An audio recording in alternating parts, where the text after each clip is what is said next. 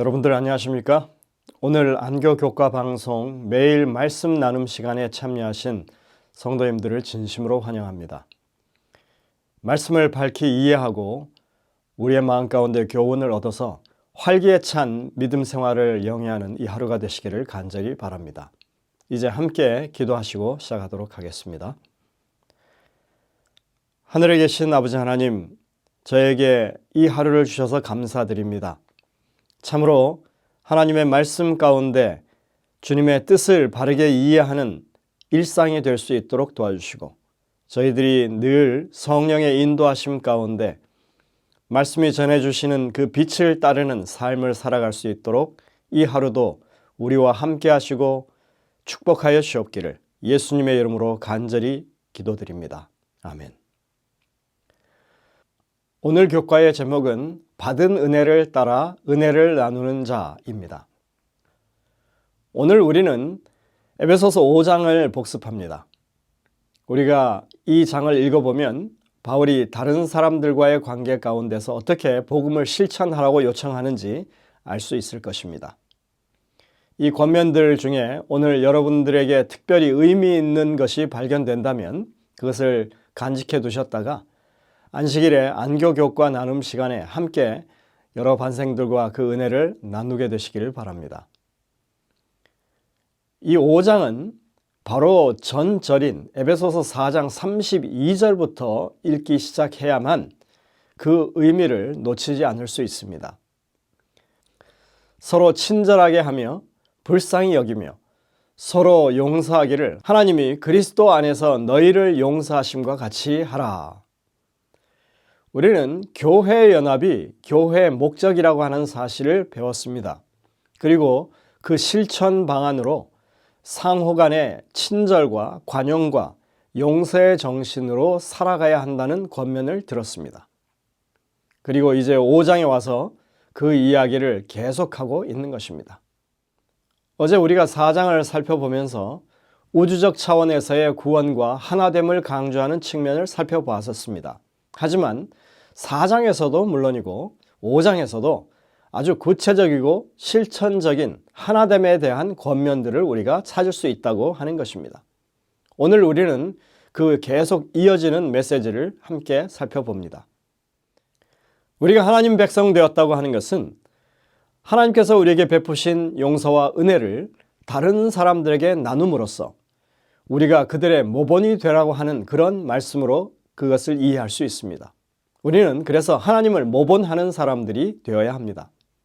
마태복음 5장에 보면 원수를 미워하라고 잘못 배운 유대인들을 향해서 이웃을 사랑하는 것만큼 원수를 사랑하라고, 그래서 그들을 위해서 기도하라고 주님께서 말씀하셨습니다.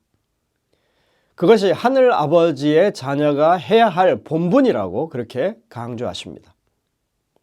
하나님은 믿는 사람들도 믿지 아니하는 사람들도 똑같이 사랑하신다고 말씀했습니다. 이런 사랑을 모본해야 하나님의 완전하심을 따르는 일이 된다고 주님은 강조하셨습니다. 바울 또한 예수님이 그러셨던 것처럼 하나님의 사랑을 본받는 삶의 방식을 일반적인 이교도들의 삶의 방식과 대조합니다. 인간은 다른 사람을 하나님의 가족과 형제나 자매로 소중히 여기기보다는 자신의 쾌락을 위해서 다른 사람을 이용하고 그것을 자기 멋대로 해석하는 그런 경향이 많습니다. 에베소서 5장 3절 4절에 이렇게 말합니다. 음행과 온갖 더러운 것과 탐욕은 너희 중에서 그 이름조차도 부르지 말라. 이는 성도에게 마땅한 바니라. 누추함과 어리석은 말이나 희롱의 말이 마땅치 아니하니 오히려 감사하는 말을 하라. 바울은 이러한 것들이 하나님 나라에서는 적합치 않다고, 우리가 새 사람으로 살아가는 데 있어서는 이런 것들이 없어야 한다고 말하는 것입니다. 이런 삶의 방식에는 미래가 없는 것입니다. 죄를 뉘우치고 죄를 떠난 하나님 백성의 특징은 죄에 대한 그 어떤 것도 싫어하고 그것을 가까이 하려 하지 않는 것이라고 하는 것입니다. 고린도전서 13장에서 사랑은 악한 것을 생각지 않고 불의를 기뻐하지 않고 진리와 함께 기뻐한다고 말했습니다. 데살로니가전서 5장에서는 죄는 모양이라도 버리라고 했습니다. 이 모든 말씀들은 예수 그리스도를 구주로 받아들인 모든 사람들이 드러내는 삶의 특징이라고 우리는 생각하는 것입니다. 시편 기자도 시편 1편에서 분명하게 이렇게 말했습니다. 복 있는 사람은 악인들의 꾀를 따르지 아니하며 죄인들의 길에 서지 아니하며 오만한 자의 자리에 앉지 아니하고 오직 여호와의 율법을 즐거워하며 그의 율법을 주야로 묵상하는도다. 이렇게 성경 전반에 걸쳐서 제시되어 있는 하나님 백성의 삶의 원칙이 그대로 에베소서 5장에 반영되고 있는 것입니다. 신자들은 과거의 어두움에서 돌이켜서 빛의 자녀처럼 행하고 아버지의 사랑을 본받아야 한다고 말합니다. 바울의 권면은 사실은 한층 더 구체적입니다. 그는 은밀하게 행하는 어두움의 일을 멀리하라고 경고합니다.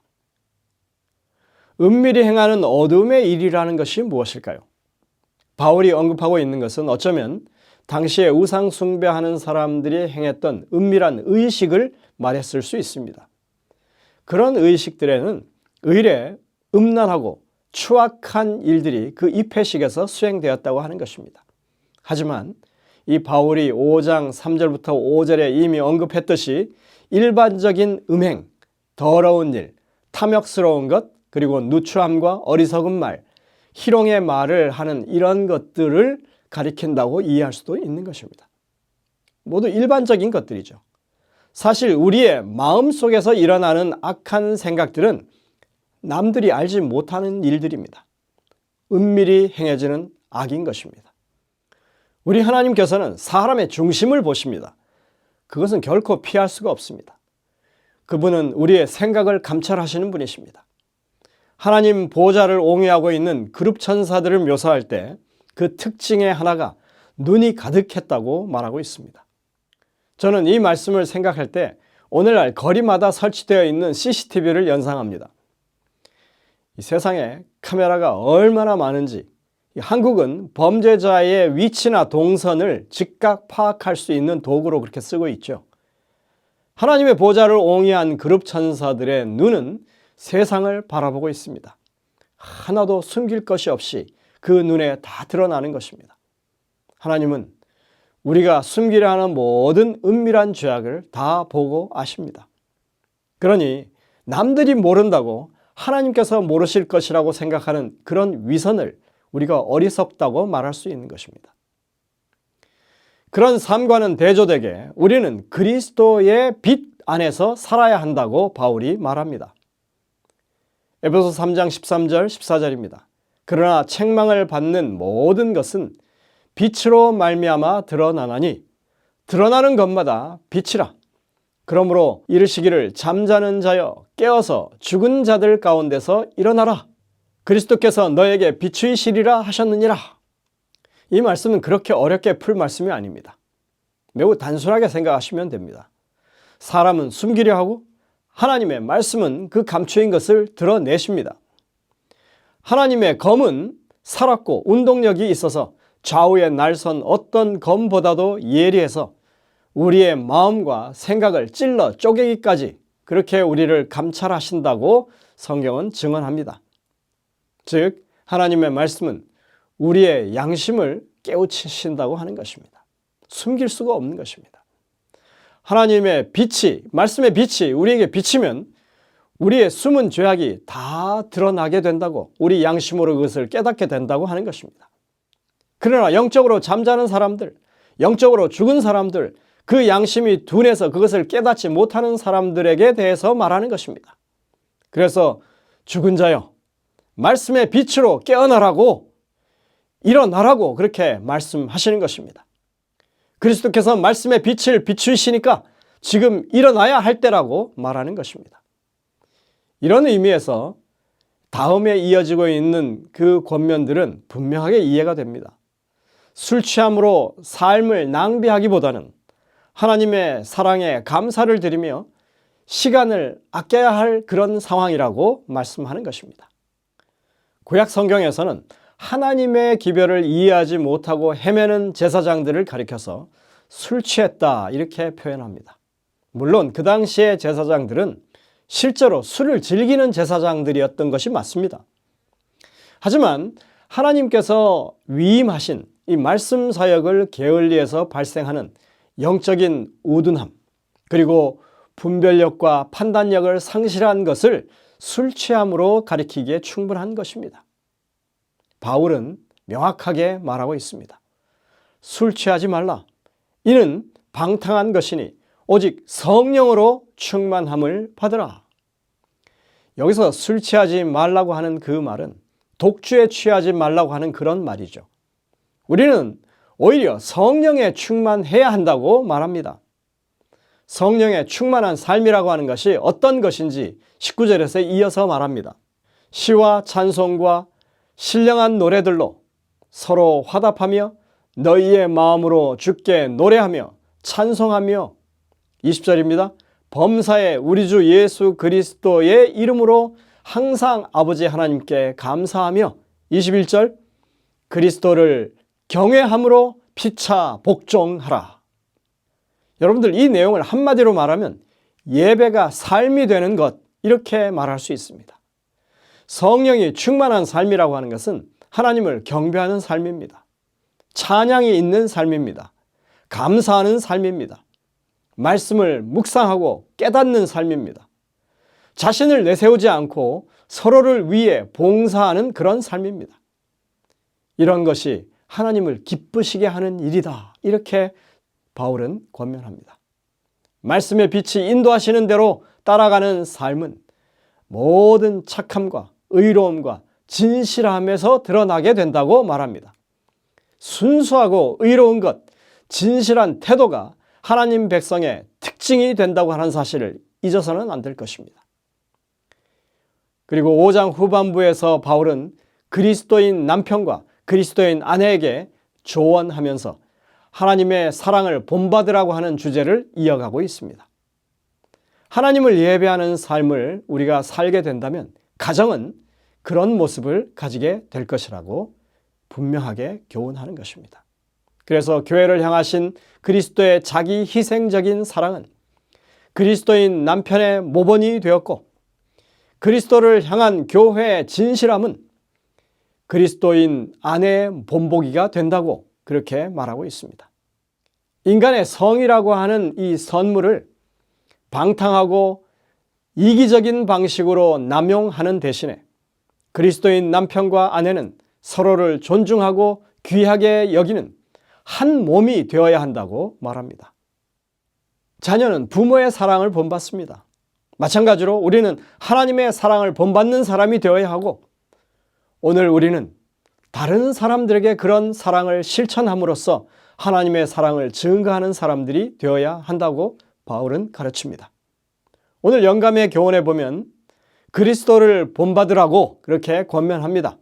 그리스도께서 우리의 모본이시다. 그분을 본받고 그대의 발은 그분의 발자취를 따르라. 그대는 현대 진리의 모든 점들을 믿노라고 고백할 수도 있다. 그러나 그 진리들을 실천하지 않으면 그대에게 아무런 유익이 없을 것이다. 우리는 다른 사람들을 정죄하지 않아야 한다. 이것은 우리가 할 일이 아니다. 도리어 우리는 서로 사랑하고 서로를 위하여 기도해야 한다. 교회 증언 5권 345쪽의 권면입니다. 너무나 당연한 말씀입니다. 우리는 주님을 본받는 사람들이 되어야 하고 하나님의 말씀의 빛을 따라 살아가는 사람들로서 은혜를 받은 만큼 은혜를 다른 사람들에게 나누는 하나님의 백성들로 서게 되시기를 간절히 바랍니다. 기도하시겠습니다. 하늘에 계신 아버지 하나님, 참으로 우리를 향하신 주님의 권면이 얼마나 구체적인지 우리가 어떻게 행해야 할 것인지 오늘 다시 한번 깨우쳐 주시니 감사드립니다. 주님을 먼저 본받는 저희들 되게 도와주시고 그렇게 주님의 사랑을 다른 사람들에게 나누는 그런 주님의 참다운 백성들 될 수 있도록 힘과 능력을 더하여 주옵기를 예수님의 이름으로 간절히 기도드립니다. 아멘.